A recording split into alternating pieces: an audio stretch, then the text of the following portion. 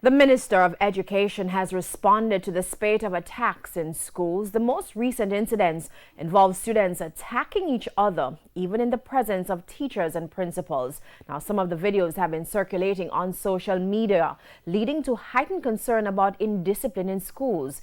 TVJ's Dwayne Anderson reports. Videos like this,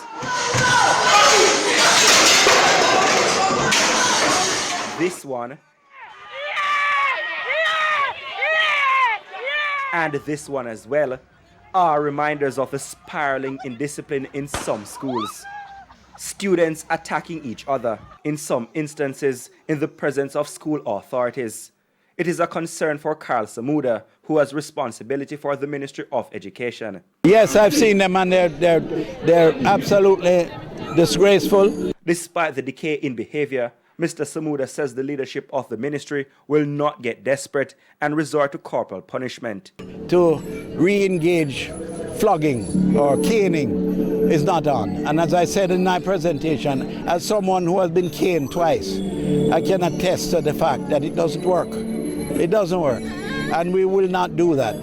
That's a type of activity that existed in the past. We are moving forward. We are a modern country. We are moving towards being a first world country.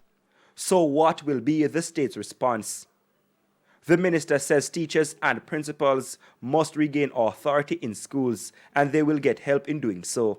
We are going to establish a system whereby principals as well as teachers are appropriately coached in the art of discussing issues, extending themselves through a sense of tolerance, through a sense of understanding, and through dialogue. But make no mistake, we will not tolerate continued indiscipline. Having gone through the process of engagement and that problem persists, then we'll have to go to more drastic measures. As for the external threats faced by school staff and students, including from aggressive parents, the government has recommitted to fencing more schools and assigning more guards with metal detectors to institutions.